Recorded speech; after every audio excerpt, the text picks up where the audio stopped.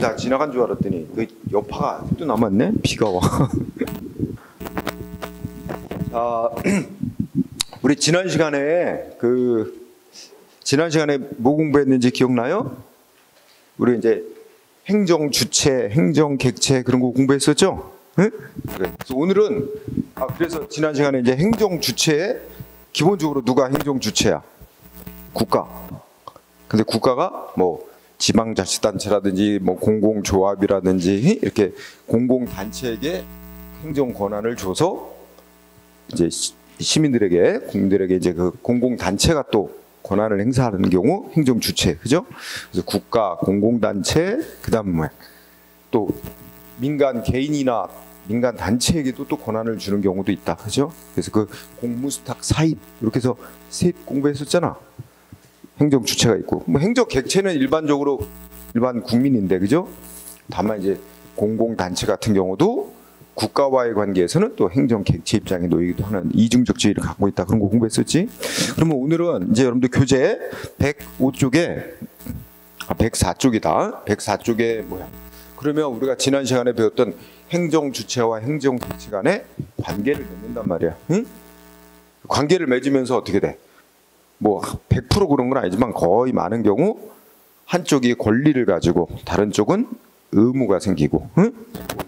내용이 이제 권리 의무 이게 발생한단 말이에요, 그죠? 예를 들어서 국가는 세금을 부과하고 징수할 권리. 근데 이제 국가가 가지는 권리를 국가적 공권이란 말은 공법 관계, 행정법 관계에서의 권리를 공권이라고 그래, 줄여서. 응? 그리고 행정법 관계에서의 의무를 공의무 이런 말로 부르는 거지. 응? 그러면 그 국가가 이제 뭐 세금을 부과하고 징수하는 권리, 사회 질서를 유지하기 위해서 개인에게 뭐 이렇게 지시 명령하는 권리. 근데 국가가 가지는 권리는 보통 권리라기보다는 권한 뭐 이런 말로 많이 표현을 해. 응? 근데 시험에 국가가 가지는 권리는 거의 안 내. 거의 안 내고 개인이 국가에 대해서 갖는 권리. 그걸 우리가 개인적 공권 이렇게 말해. 그럼 공권이란 말에 대비되는 단어는 또 뭐가 있겠어? 우리가 공법 관계에서의 권리를 공권이라고 부른다 그랬잖아.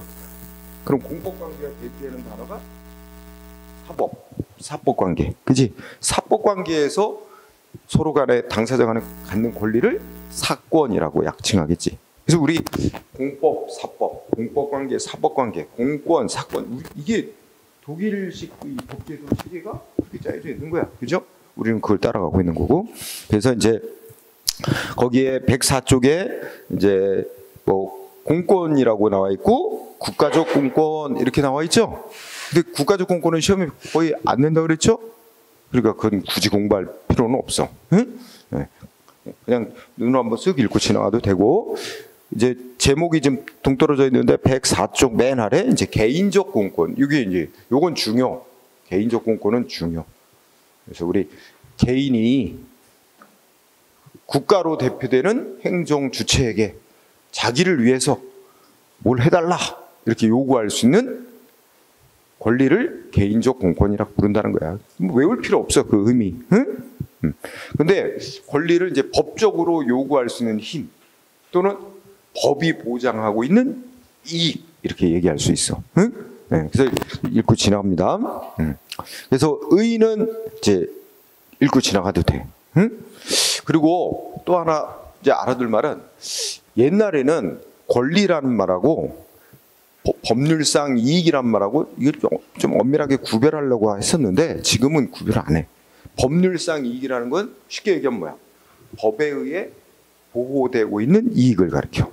법에 의해 보호되고 있는 이익. 국가가 법을 만들잖아. 국회에서도 뭐 법을 만들면 이 법을 왜 만들까? 이거 개인들을 위해서, 개인의 이익을 위해서 뭐 국가는 뭘 해야 한다. 이런 식으로 만들어 놓은 경우 그러면 법이 개인의 이익을 보호하고 있다 이거야. 응? 근데 개인의 이익이 보호되고 있는지를 법이 개인의 이익을 보호하고 있는지를 파악하는 방법은 일단 법의 문구를 보겠지. 법의 문구에 뭐 국가는 개인의 이익을 위해서 뭐 해야 된다 이렇게 써 있거나 응? 그렇게 안 써 있어도 이 법을 왜 만들었을까? 법원이 해석한단 말이야. 이 법을 왜 만들었을까? 그래서 법을 해석을 하고 법 제정 취지를 해석하고 한 결과 이거는 개인의 이익을 보호하기 위해서 만든 거다.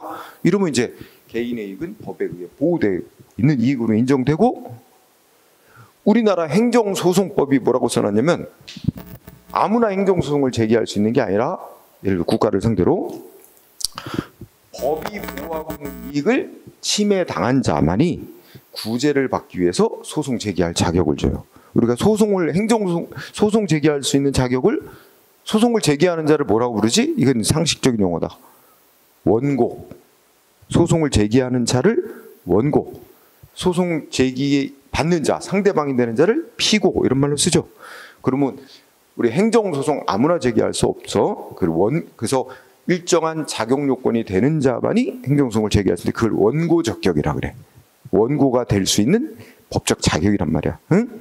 그래서 우리 행정소송법은 뭐라고 써놨냐면 법률상 이익, 그치? 법이 보호하는 이익을 침해당한 자만이 구제받기 위해서 행정소송 제기할 자격이 있다고 써놨어요. 그래서 여기 이제 자주 쓰이는 말이 법률상 이익이야. 응? 우리 판례를 보면 이제 법률상 이익이 있다. 응? 이런 말씀인데, 앞으로 이제 법률상 이익은 권리와 같은 말로 따져도 돼. 그러면 법률상 이익 내지 권리를 법률상 이익 내지 이꼬로 권리라고 보고, 이거 법이 보호하는 이익이다. 법이 보호하고 있는 이익을 침해당한 자는 소송할 자격이 인정되고, 법이 보호하고 있는 이익 침해받은 거에 대해서는 손해배상해달라고 국가를 상대로 손해배상도 청구해서 피해 배상받을 수도 있고, 반대로 법이 보호하고 있지 않은 이익을 침해받는 경우도 있어. 그러니까 누군가는 국가의 활동으로 뭐 자기의 이익이 침해됐다 하고 소송을 내. 근데 법원이 어떡할까? 법원 소송 들어가면 법원이 먼저 따지는 게 소송 요건을 갖췄는가를 먼저 따져. 그 중에 하나가 아까 말한 원고 적격이야.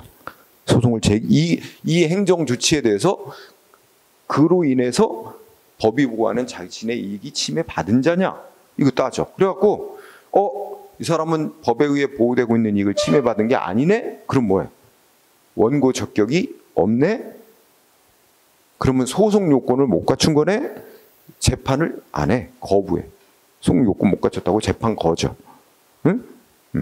소송, 법이 보호하는 이익을 침해당했다고 인정되는 자만 이제 소송을 받아들여서 그 사람이 이러이러한 행정조치가 위법이다, 판결해달라. 그러면 이제 그 심사에서 위법인가 가려준단 말이야. 응? 그래서 이게 이제 법률상이 이게 그게 중요한 개념이야. 응? 그러면 여러분들이 꼭 알아둬야 될 게 쌍가루 2번, 대고 쪽에 쌍가루 2번 반사적 이익과의 구별했잖아. 그치? 그거 중요. 반사적 이익. 우선 반사적 이익이라는 거는 이제 동그라미 1번에 쭉 읽어봐. 반사적 이익이란 법이 오로지 공익만을 목적으로, 그러니까 개인의 이익을 보호하려는 목적이 없는 거야. 사회 전체의 공익을 위해서 국가는 뭘 해라 뭐 이런 식으로 돼 있다든지, 아니면 뭐 사회 질서 유지를 위해서 뭐 일정한 누군가한테 일정한 의무를 부여하고 있는 경우에 그 법에 따른 의무를 이행하는 활동에 의해서 반사적으로 사인이 간접적으로 얻게 되는 사실상의 이익. 그지? 자, 여기서 핵심 단어 뭐야? 셋째 줄. 간접적으로 얻는 사실상의 이익. 여기서 사실상의 이익이란 단어는 법이 보호하고 있는 이익이 아니란 말이야. 어떤 현실적으로는 이익이 되는 건데 법이 보호하고 있는 개인의 이익이 아닌 거야. 응? 거기 우리 예를 갖고 이해를 해보자. 자, 셋째 줄 끝에 보니까 공무원이 상관의 직무명령을 잘 준수한다. 그럼 어떻게 돼? 우리 그 공무원 조직에서 상관의 명령에 복종해야 될 의무가 있다. 공무원으로는 복종 의무 있단 말이야. 상관의 직무상 명령에 복종해야 될 의무. 이거는 국민하고 상관이 없는 거야. 상관에 대해서 지켜야 될 의무야. 응? 근데 상관에 대한 의무를 잘 지키느라고 상관의 지시에 잘 따라가지고 그 결과 어떤 민원인 신청 국민의 어떤 사실상의 이익이 될 수 있어. 그렇지? 근데 그거는 그 법이 그 민원인 개인의 이익을 위해서 복종하라고 돼 있는 게 아니기 때문에 복종 의무가, 그지? 간접적으로, 반사적으로 얻는다 이거지. 응? 그 다음에 또 여러분들 이해한다면 넷째 줄에 자, 의사의 진료 의무 규정 이거 나오지? 외우지 말고 얘 설명 들어봐. 그러면 어떻게 이해하냐면 의사가 환자를 진료해야 될 의무, 환자하고 사이에 진료 의무가 생기는 건 아니야. 물론 우리가 이제 병원에 찾아갔는데 그 의사가 이제 그 진료하기로 하고 그러면 계약이 맺어진 거야. 그럼 계약으로 정한 의무가 돼요. 근데 이런 거 가끔 나지. 병원에 갔는데 병원에 안 받아줘. 아예. 그럼 계약 자체가 성립이 안 됐잖아. 그지? 안 받아주는데 진료 거부당해갖고 제때 치료를 못 받아서 뭐 장애가 생기거나 사망하거나 이런 일도 있지. 응? 그런데 그러면 그런 구체적인 이제 진료하기로 환자하고 의사 사이에 계약이 맺어지지 않은 상태에서 진료 거부로 피해를 당했다. 응? 그러면 환자는 의사를 상대로 병원을 상대로 소송을 할 수 있냐? 아니야. 그게 안 돼. 왜냐면 병원은 의사는 환자를 진료해야 될 의무가 없어. 그 단계에서는. 그러면 근데 우리가 이제 그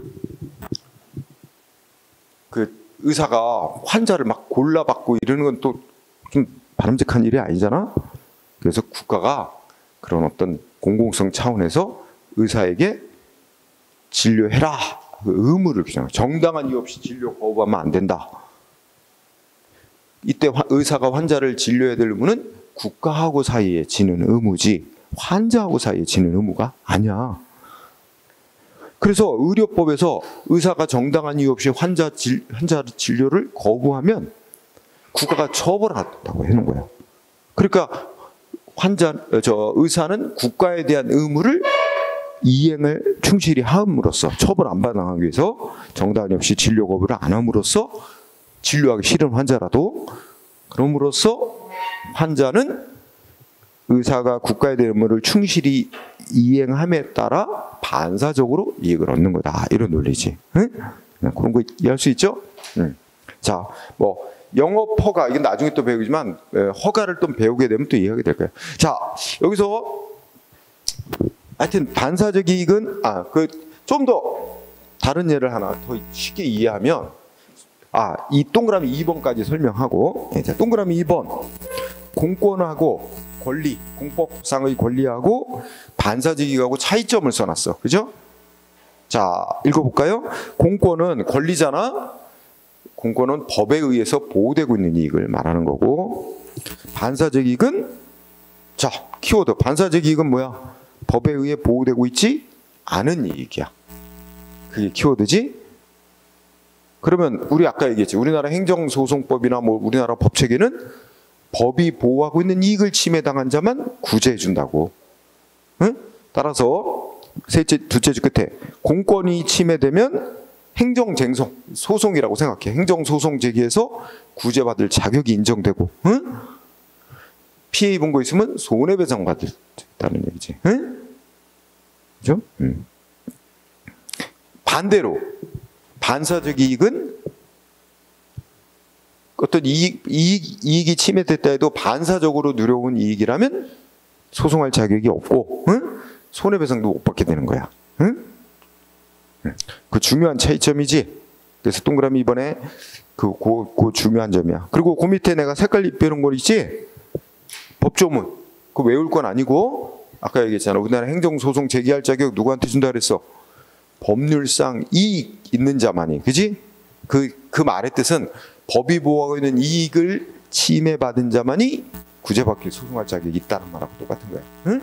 그 법률상 이익은 권리라고 생각하면 된다 그랬어요. 자, 이거 한번 생각해봐. 여러분들 이 아주 쉬운 예로 이제 이런 예로 이거 도로야. 도로고 왜 이렇게 글씨가 자, 여기 매점 운영하는 사람이 있어. 매점 운영하는 사람 A. 응? 그런데 장사가 잘 안 돼. 이게 나를 접을까 생각하던 차인데 여기다가 그 버스 정류장이 여기 설치됐다. 버스 정류장이 이거 누가 했냐면 시장이 여기다가 버스 정류장을 설치했어. 그리고 경찰이 여기다가 횡단보도 설치했어. 응? 경찰이. 이렇게 되면 어떻게 될까? 사람들이 버스 타려고도 여기 많이 모이게 되겠지? 응? 횡단보도도 있으니까 그러니까 많이 사람들이 여기 모이게 되니까 장사가 잘 돼. 엄청. 그치? 이 엄청 장사 잘 되는 그럼으로써 A는 이익을 보게 되지? 누구의 활동으로 이익 보는 거야? 말하자면 행정기관의 활동으로. 그렇지 않아? 시장의 조치로, 경찰의 조치로 장사 잘 되는 이익을 보잖아. 생각을 달리 해보면, 아니, 시장이 이 매점 운영자 A의 이익을 위해서 여기다가 버스 정류장을 설치해 주는 건가?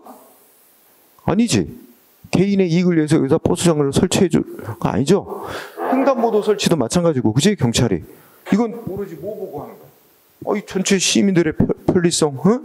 말하면 공익적 관점에서 설치하는 거란 말이야. 그러니까 시장이나 경찰이 공익적 관점에서 뭔가 법에 따른 조치를 함으로 인해 운 좋게 A는 장사 잘 되는 이익을 봐. 이런 이익을 뭐라고 말할 수 있어? 반사적으로 누리는 이익이라고 말할 수 있지. 그지? 공익 목적으로 하는 활동으로 인해 반사적으로 누리는 이익. 그래갖고 A 신났어. 그죠? 신나서 너무 좁아. 매점이. 그래갖고 이 옆에 가게까지 확장을 했어. 응? 한동안 좋았지. 그런데 자, 정반대로 이제 이렇게 된 확장까지 했는데 뭐가 됐냐? 시에서 버스 정류장 폐쇄. 응? 이 근처에서 사고가 많이 난다. 응?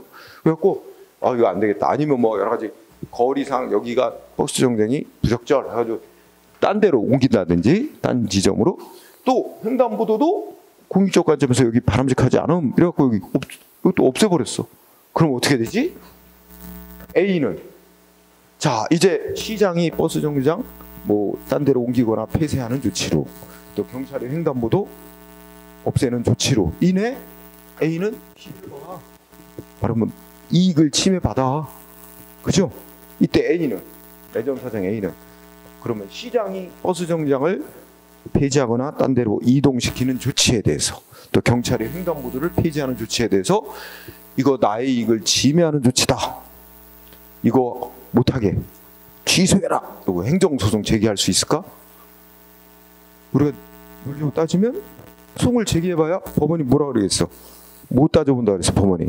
이 사람이 법에 의해 보호받아온 이익을 침해받은 건지, 아니면 반사적으로 누려온 이익을 침해받은 건지, 이거 따져본다 그랬잖아. 그럼 따져보면 어떻게 되겠어? 이건 반사적 이익 누려온 거잖아. 그동안에 장사 잘 됐던 게. 그치? 이제 폐지로 인해서 그동안 누려오던 반사적 이익을 더 누릴 수 없게 이제 이익 침해를 당하는 거지. 그래서 소송할 자격이 인정이 안 되는 거야. 그죠? 바로 이런 논리. 이해가 됐죠? 응? 그래서 시험 문제 뭐 많이 나오냐? 지금 1권에 105쪽 하고 있어요. 시험에 바로 이제 누구나 국가기관의 어떤 행정기관의 조치로 자기 침해에다가 다 소송한 거야. 그런데 법원이 어떻게 돼? 이건 법이 보호하는 이익 침해가 아니다. 소송자격이 없다. 한 사건들. 아니다. 법에 의해 보호되고 있는 이익을 침해당한 거다. 소송자격이 있음. 인정한 사건들. 응? 이거 딱 걸렸어. 이거 시험에 거의 매일 시험에 나와. 응? 그래서 그냥 문제 유형 간단해. 다음 중 이 법률상 이익 내지 공권에 관한 설명으로 틀린 거 고르시오. 다툼이 있으면 판례에 따라 답하라. 다 있었던 사건들, 이거 법이 보호하는 이익으로 인정했다. 응? 아니다. 맨 그거 내는 거야. 그래서 이제 기본 개념 이해했으면 105쪽에 거의 판례를 봐야 돼. 응? 자, 먼저 1번은 우리 누가 소송할 행정소송 제기할 자격이 있다 그랬었지 아까? 법률상 이익을 침해받은 자만이. 그치? 그러면 우리 판결에서 대법원이 행정소송법에서 말하는 법률상 이익이란 이런 이익을 말한다고 규정해놨지? 그것도 중요. 1번. 법률상 이익이란 뭐야? 법률에 의해 보호되는 직접적이고 구체적인 이익을 말하는 거지. 응? 두 번째 줄. 간접적이거나 사실적이거나 경제적 이해관계를 갖는데 불과하다면 이는 행정소송을 제기할 자격이 인정되는 그 법률상 이익에 포함되지 않는데요. 1번 꼭 알아둬야 될 판례 기본. 그렇다면 이제 좀 더 구체적으로. 자, 2번, 3번, 4번 보면 다 같은 논리거든? 보통 거기에 이제 허가가 들어갔잖아, 허가. 근데 또 헷갈리면 안 돼. 이제 일반적으로 건축 허가, 무슨 술집 영업 허가, 허가자 붙는 거는 말 그대로 이제 학문적으로도 허가지만 그렇지 않은 것들도 있어서 그럼 나중에 또 설명하기로 하고, 일단 1번 공중 목욕탕 영업 허가 이거 한번 설명해 보자. 왜냐면 1, 2, 3 다 같은 논리니까 목욕탕 영업 허가로 하나 이제 이렇게. 자, A라는 사람이 어떤 동네에 목욕탕 영업 허가를 받아서 영업을 하고 있었어. 응? 기존 업자라고 하자. 응? 기존에 허가받아 영업하고 있는 자. 근데 근처에 누군가한테 또 행정기관이 허가를 내준 거야. 목욕탕 영업 허가를 또 내준 거야. 그 사람이 신청을 했겠지. 또 내줬어. 그러니까 어떤 결과가 생겨? 손님들이 새로 생긴 목욕탕으로 많이 빠져나가는 거지. 그치? 기존 업자가 열받는 거지. 그치? 기존 업자 뭐라 그래? 아니 이 동네에 목욕탕 하나면 충분한데, 응? 거기다 또 왜 경쟁업자에 또 허가를 또 내주느냐? 응? 그 다른 업자한테 새로이 신규 허가라고 표현하자. 새로이 허가를 내줌으로써 줄고 하는 얘는 불이익을 당했다. 그래서 신규 허가 내준 거 자기 이익을 침해하는 조치니까 취소해라고 행정소송을 낸 거야. 그럼 아까 배운 논리 생각해봐. 법원이 뭐부터 검토해? 응? 이 사람이 침해당했다고 주장하는 이익이 법에 의해 보호받아온 이익을 침해당한 거냐? 아니면 법이 보호하지 않느니 반사적으로 누려온 이익을 침해받은 거에 불과하냐? 이거 따져본단 말이야. 그런데 우리가 보통의 영업 허가는 이제 원래 허가의 전제 조건이 뭐냐면 일단 사회 질서에 대한 위험을 막기 위해서 개인이 자유롭게 못하도록 일단 모든 사람은 금지. 응? 그래서 뭐 운전면허 같은 것도 생각해봐.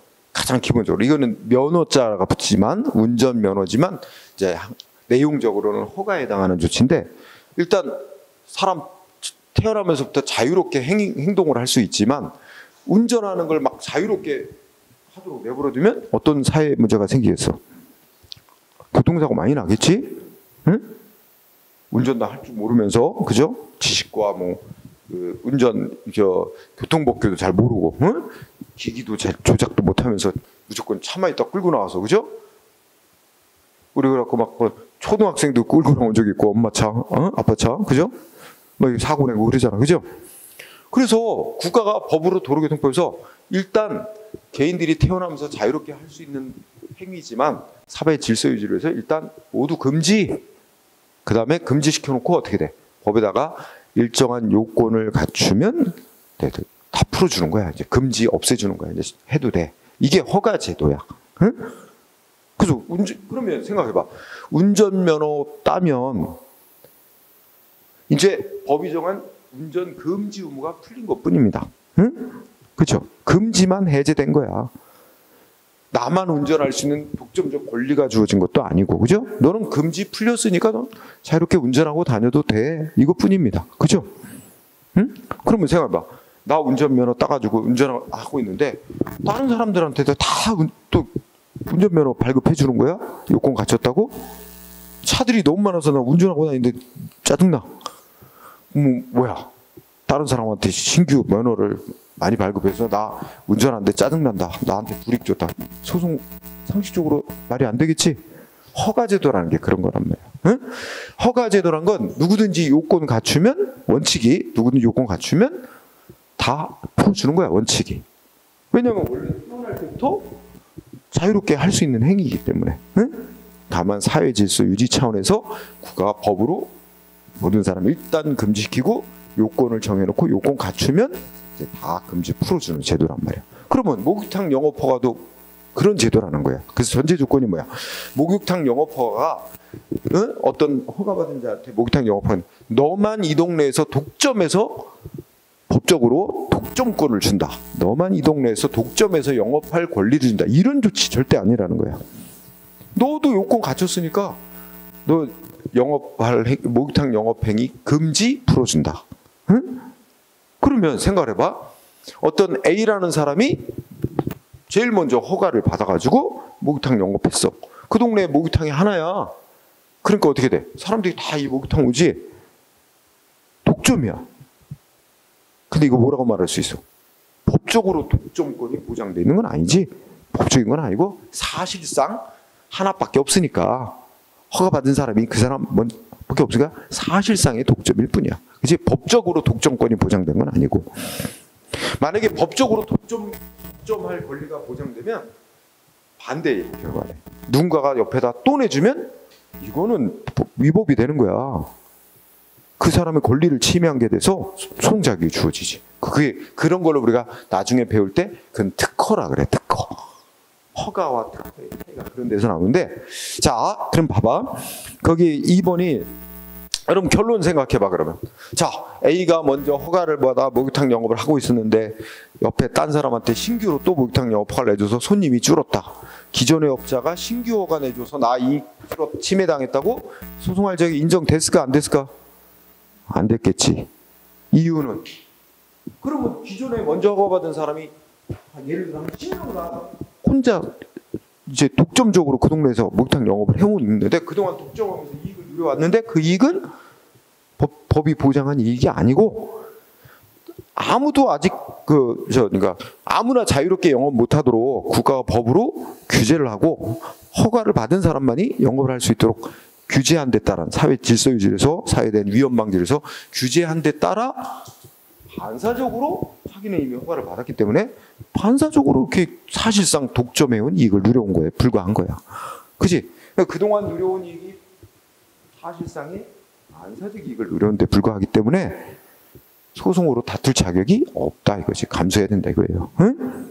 자, 그래서 자 2번 잘 나와요. 목욕탕 영업허가 많이 나옵니다. 목욕탕 영업허가는 첫째 줄 권리를 부여해주는 행위 아니란 말이야. 여기서 권리는 쉽게 말하면 독점권, 응? 이런 걸 부여해주는 행위가 아니라 뭐래? 경찰 금지 해제에 불과하대. 여기서 경찰 금지란 말은 사회 질서 유지를 위한 금지. 응?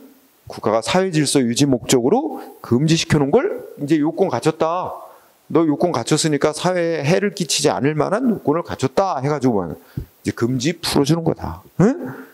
그런 조치. 이게 그 금지 해제를 다른 말로 바꾸면 뭐 두 글자 무슨 조치라고 말할 수 있어?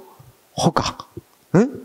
그러면 첫째 줄에 권리를 설정하는 행위, 권리를 설정하는 뭐 형성적 행위 이렇게 되는데 권리를 설정한다는 건 독점적 권리를 부여해주는 뜻인데 그거를 다른 말로 하면 뭐라 부를 수 있을까?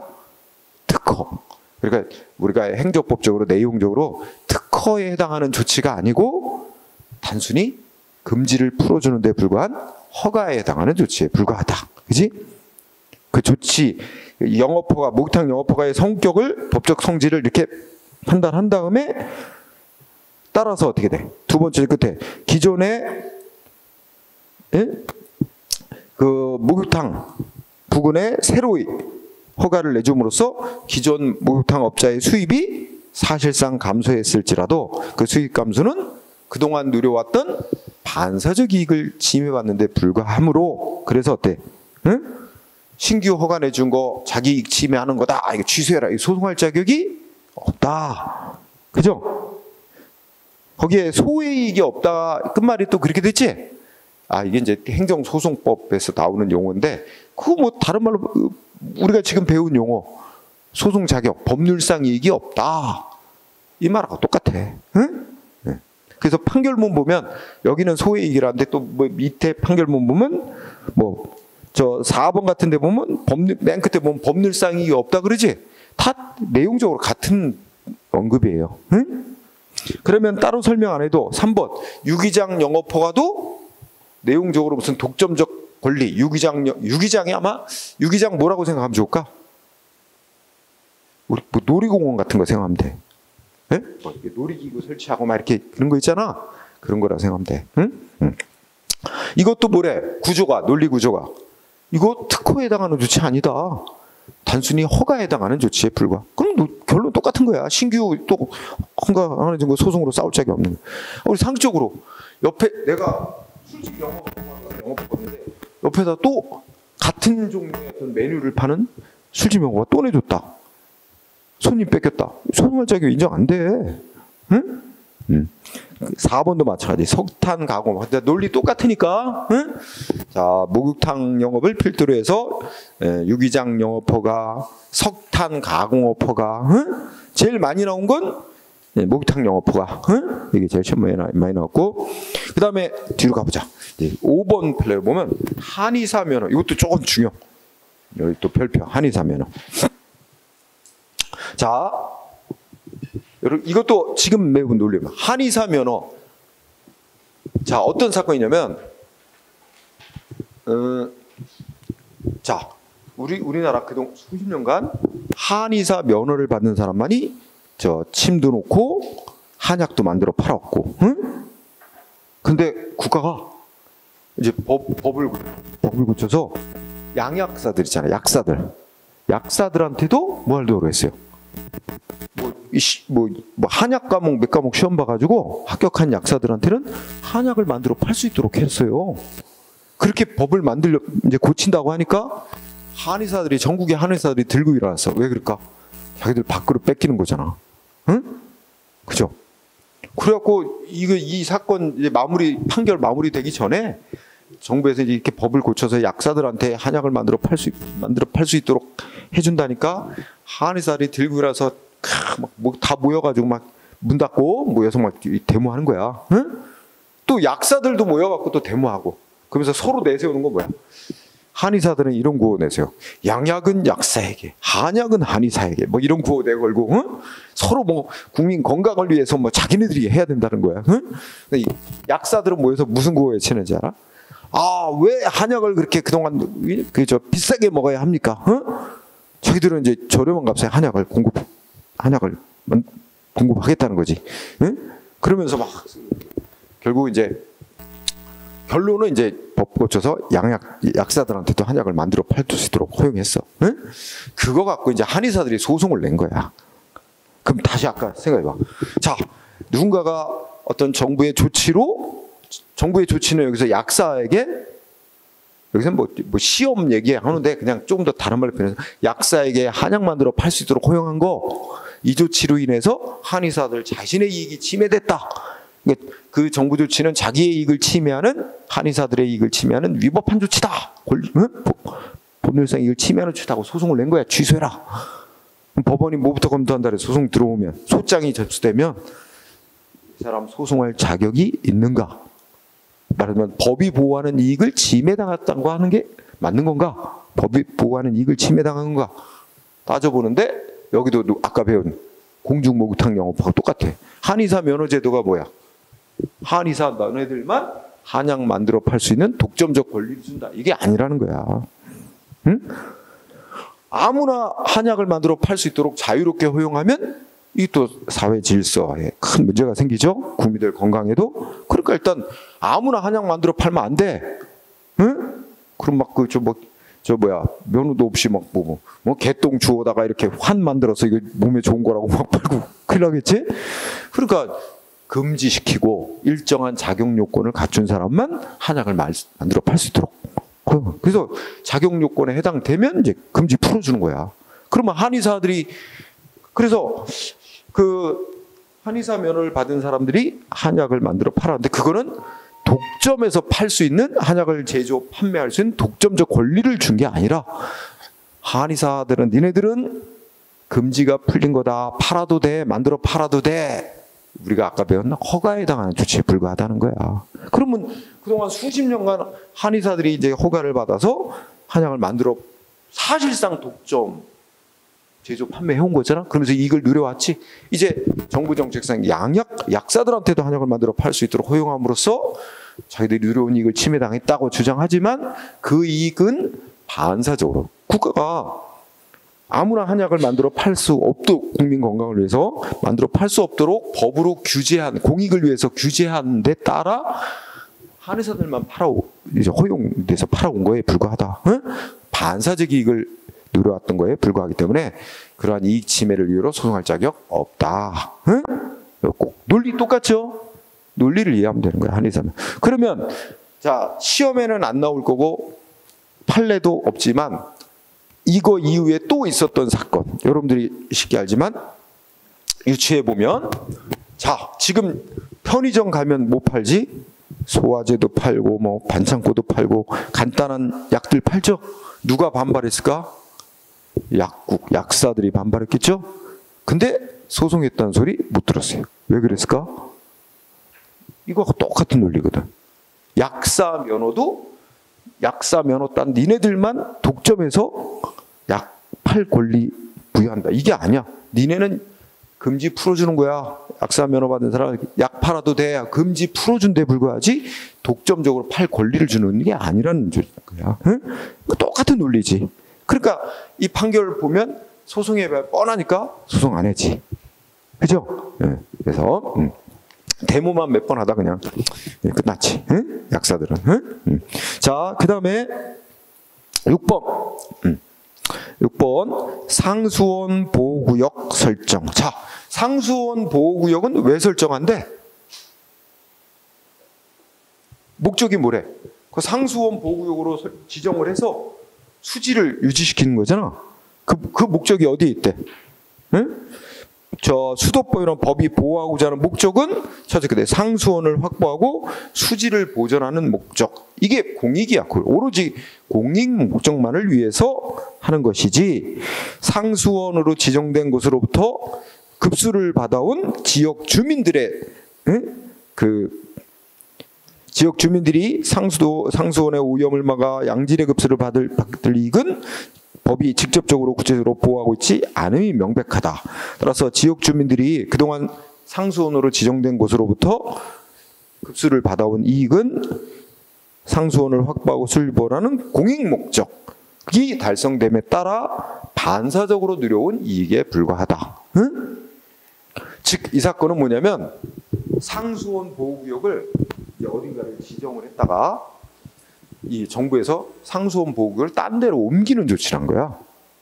응? 그랬더니 그 지역 주민들이 그 조치를 이전하는 상수원 보호구역을 옮기는 조치 때문에 자기들의 이익을 침해당한다고 소송했는데 소송자격 없다. 응? 이것도 또 꽤 나오는 편. 자, 이제 논리를 알았으니까 이제 뭐 그 다음에 7번. 7번은 이제 장의자동차 운송 사업 사업 구역까지, 장의자동차 운송 사업 구역까지 그렇게 공부하세요. 그러면 요거를 이해하려면 우리가 장의자동차란 말이 이제 뭐 법에서 쓰는 용어지만 우리 일상생활에서 무슨 말로 쓰지? 연구차라고 많이 부르지, 그지? 근데 아마 법에 예를 들어서 그 뭐 인천시장이 무슨 장의자동차 영업 그 허가를 내줬다. 그럼 어디서만 영업? 인천에서만. 응? 그죠? 그런 식으로 그 면허를 발급한 지역의 그 뭐 시군구 관할 그 구역 내에서만 영업을 하게 돼 있는 거야. 법으로 그렇게 제한을 둔 거야. 응? 그래서 영업 구역 제도라는 말 나오잖아. 그런데 아마 그 누군가가 장의자동차 업자 안에 이제 서로 싸움이 난 거지. A라는 업자가 있고 B라는 업자가 있는데 A가 자기의 관할 구역 벗어나서 관할이라고 자기 영업 지정된 영업 구역 벗어나서 영업을 했다고 걸린 거야. 응? 그래서 그러니까 이렇게 이제 요거를 그림으로 살짝 표현하면 이렇게 되겠다. 그지? A라는 업자가 있고 B라는 업자가 있는데, 자, B라는 업자가 구역 넘어서 영업하다가 구역 위반 걸렸어. 응? 아마 A가 가서 고자질했을지도 몰라. 저 자식이 저 구역 위반했다고. 응? 그래갖고 위반했다고 행정기관이 뭔 조치를 했대? 이제 과징금이라고 법을 위반하면 뭐 부과하는 돈이 있어요. 그래서 이게 과징금이란 걸 이 B 업자한테 과징금 부과 처분이라는 걸 내린 거야. 응? 그랬더니 B가 소송을 했어. 자기 뭐 위반했다고 과징금 부과한 건 위법이야. 소송을 냈어. 그래서 이거에 대해서 B가 소송을 제기했고 판결이 나왔는데 과징금부가 처분 잘못된 조치다. 아마 이거 구역 위반한 걸로 인정이 안 될 수도 있죠. 어쨌든 그래서 이거 취소 판결이 내려졌어. 아, 이게 소송을 제기한 게 아니고, 소송이 아니라 여기 보면 이제 취소한 재결이라 해서 소송 말고, 소송은 법원에다가 이제 제기하는 거잖아. 근데 법원에 가기 전에 행정조치에 대해서 상급기관에 이제 신청해갖고 판정받는 제도가 있어. 그걸 행정심판 절차라 그래. 그래서 이게 이제 행정심판을 제기했어. 그래서 뭐라고 나왔냐면, 과징금부가 조치는 위법하다고 취소한다라는 재결이 내려진 거예요. 재결이란 게 이제 이 행정심판 기관이 내리는 판정을 재결이라고 그래. 법원이 소송 제기받아서 내리는 판정을 판결이라고 하잖아. 그지? 구별하기 위해서 이제 이게 재결이. 이렇게 나온 거야. B가 싸워서 이겼어. 그지? 이제 누가 반발해? A가. 아니, B 저 자식 위반한 거 분명한데, 그래서 과징금 부과되고 고봐라 잘 됐다 했는데, 이게 잘못됐다고 취소하는 판정이 내려졌단 말이야. 그러니까 누가? A가. 응? 아니, A가 이거 갖고 싸우는 거야. 아니, B가 위반한 거 분명하고 B한테 과징금 부과하는 게 맞는 건데 왜 이거 잘못됐다고 취소하냐? 이걸 대상으로 A가 소송 제기했어. 소장을 냈어. 그랬더니 법원이 뭐야? A가 소송할 자격이 있나 따져본 거지? 그러면 A가 소송할 자격이 인정되려면 법이 A의 이익을 보호하고 있는 거로 인정이 돼야 되잖아. 응? 그죠? 그런데 읽어보면 법에서 이렇게 영업구역제도를 둔 목적은 뭐래? 그 영업 허가받은 자 개개인의 이익을 보호하려는 목적이 아니고, 구역제도의 목적은 여기 딱 부러지기는 안 나왔지만 그 건전한 영업 질서, 응? 유지 이런 그런 목적인 거야. 그 장기자동차 운송사업 면허를 받은 자 업자 개개인들의 이익 보호가 아니고, 과당 경쟁을 방지하고 그 건전한 영업 질서 유지라는 그런 공익 목적만을 위한 거라는 거야. 응? 그래서 거기 그런 얘기 나오죠. 응? 그래서 결국 이렇게 구역을 위반했다고, 영업구역을 위반했다고 과징금을 부과하도록 법이 정한 취지 목적은 어디에 있대? 응?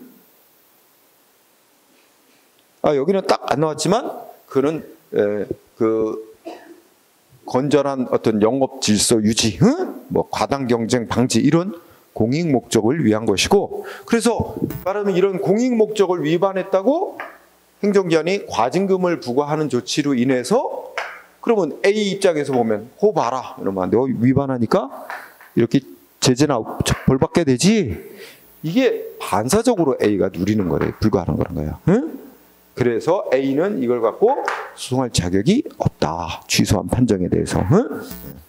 자, 이것도 꼭 알아둬야 됩니다. 응? 그러면 거의 비슷한데 6번 이거 그냥 두 번째 줄여보니까 숙박업 구조 변경 허가를 했지? 이거 여구하는 거. 그러니까 이게 또 간단한 잠깐만, 논리는 똑같으니까 A라는 기존 업자가 여관 허가받아서 숙박업 허가받아서 영업하고 있는데, 한 70m 거리에 떨어지는 또 다른 그 여관 숙박업 허가받은 자가 있는데 걔가 아마 리모델링 하나 봐. 그지?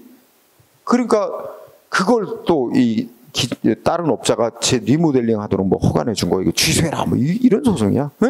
근데 이것도 보통의 아까 영업 허가라서 반사적 이익 침해받는 거에 불과하대. 똑같은 논리.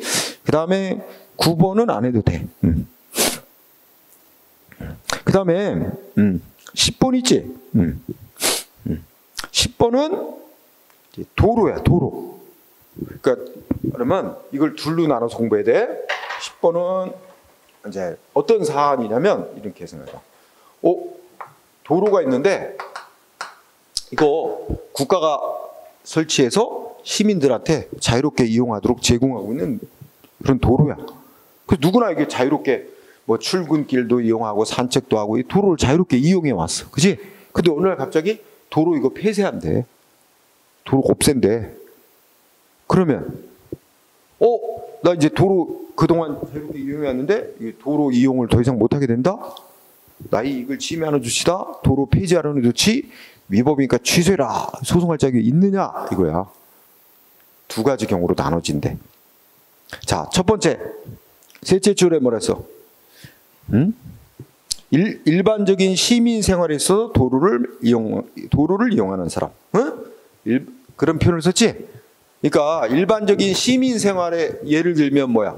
출퇴근한다든지, 그죠? 산책을 한다든지 이런 식으로 일반적인 시민 생활에 있어서 도로를 이용만 하는 사람은 자 어떻게 될까? 그거는 국가가 전체 시민들, 국민들을 위해서 누구나 자유롭게 이용할 수 있도록 제공한다라고 해서 공익을 위해서 제공한 데 따라 누구나 자유롭게 이용하는 반사적 효과로서 이익을 누려오는 거에 불과되는 거야. 응? 그래서 그동안 자유롭게 도로를 이용해왔는데 이제 폐지됨으로 인해서 이용 못하게 되는 불이익이 생기더라도 그는 반사적 이익을 침해받는 거에 불과하니까 소송할 자격이 없다는 거야. 그지? 그런데 이 도로하고 아주 밀접한 관계가 있는 사람들이 또 몇 있지? 그렇지? 도로가에 붙어 사는 사람. 특히 이제 가게, 상점하는 사람 같은 사람. 도로가에 붙어서 상점을 한다든지 이런 사람들은 이 도로가 폐쇄되면 이 상점의 의미가 없어지는 거야. 응? 그런 사람을 뭐라고 표현했어? 밑에 내려가면. 응?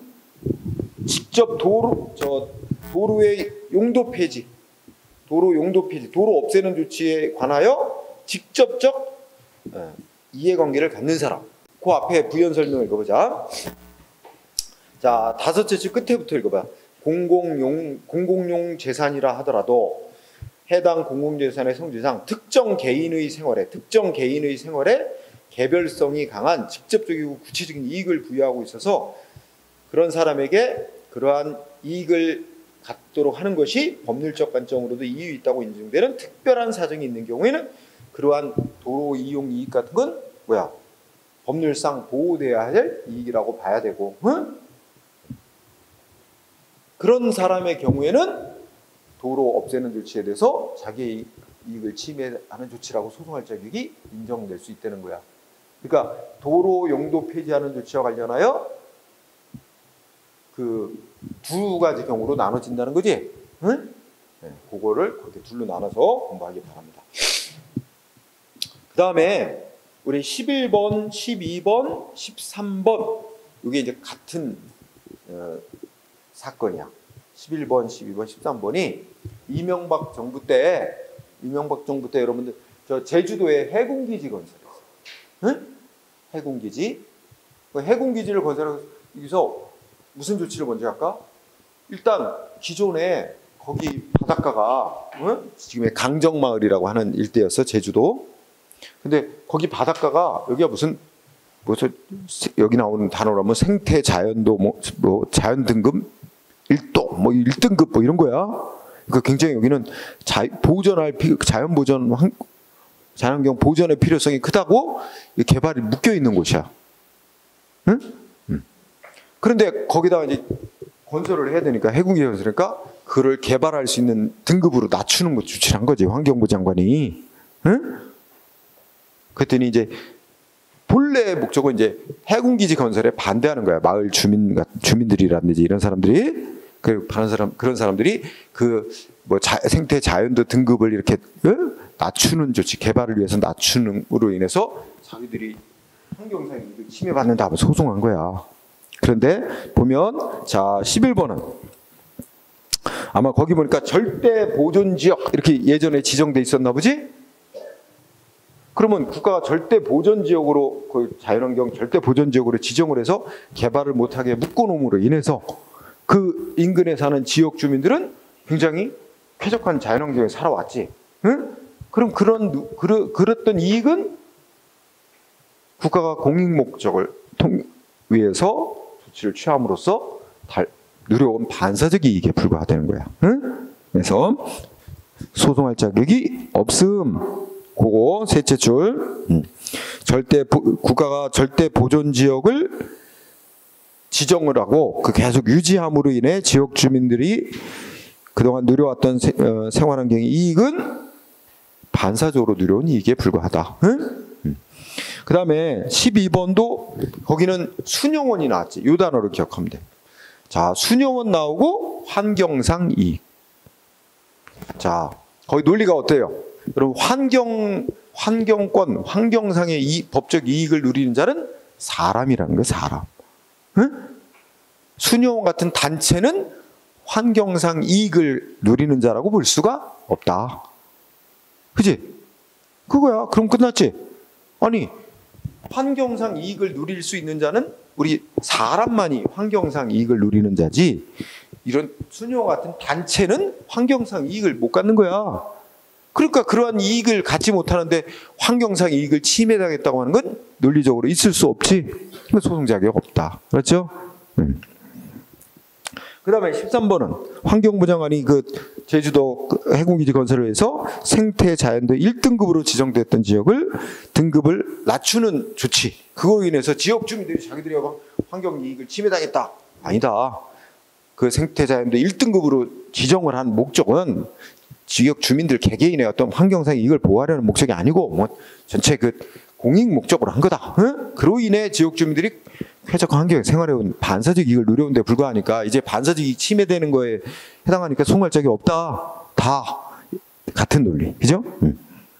그 다음에 뭐 14번 안 해도 되고 14번 안 해도 돼. 15번 중시.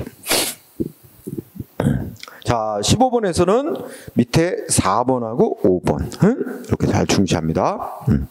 자, 4번 어쩌고저쩌고해서 결국 둘째 끝에 우리나라 출입국관리법 해석상 외국인에게 사증이라는 게 뭐야?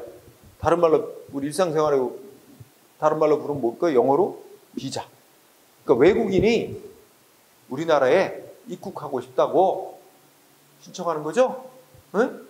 그래서 우리 외교부 장관이 이제 발급해 주는 건데, 그래서 우리나라에 입국하고 싶다고 비자를 신청했는데 발급을 거부당했어. 응? 그런데 그 외국인에게는 우리 정부가 사증 발급 거부한 조치에 대해서 취소해달라고 청구할 자격이 없다는 말이야. 응? 이거 중요. 4번.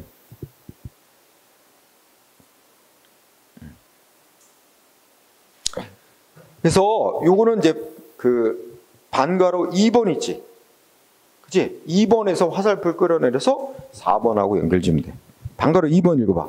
우리나라 출입국 관리 법령은 대한민국의 출입국 질서와 국정관리라는 공익보호만 목적이지. 응? 외국인에게 대한민국에 입국할 권리를 보장하거나 입국하려고 하는 외국인의 사적인 이익까지 보호하려는 취지로 해석하기는 어렵다 그랬지? 바로 그 2번에 의해서 4번의 결론이 나오는 거야. 응? 그 다음에 그러나 이제 반가로 3번에 의해서 5번의 결론이 또 나오는 거야. 응? 자, 반가로 3번 보면 근데 이런 경우 있잖아. 이미 우리나라에 이제 비자 발급받아서 우리나라에 들어와 있는 외국인 있잖아. 우리나라에 유학을 왔다든지 우리나라에 근로자로 들어왔다든지, 그래서 우리나라에 이미 들어와서 대한민국하고 구체적으로 어떤 법적인 관계를 맺어온 외국인 있잖아. 이런 사람들이 예를 들면 뭐 대한민국에 머물 수 있는 기간 연장해달라, 뭐 체류 기간 연장 신청을 했는데 거부를 당한다든지, 아니면 강제 추방 명령이 내려져서 추방당할 위기에 있다든지, 이럴 때는 이런 사람들은 이미 대한민국에 입국을 해서 비자를 받아가지고 입국을 해서 대한민국과 실질적으로 이제 구체적인 관계를 맺고 있던 외국인이라면 이건 정부의 조치에 대해서 소송으로 싸울 자격이 있다는 거야. 그렇다면 반가로 4번은 그런 아직 우리나라에 입국하지 않아서 대한민국하고 어떤 법적인 관계를 맺고 있지 않은 외국인한테는 그 비자 발급 거부를 소송으로 다툴 자격이 인정이 안 된다는 거고. 응? 그래서 시험은 4번이 제일 많이 나와. 반가로 4번이. 응? 그리고 5번은 이제 4번하고 대비시켜서, 그지? 이해할 수 있죠? 그렇게 공부하는 거예요. 반가로 4번을 중시하기 바랍니다. 자, 이렇게 공부를 했어요. 자, 그러면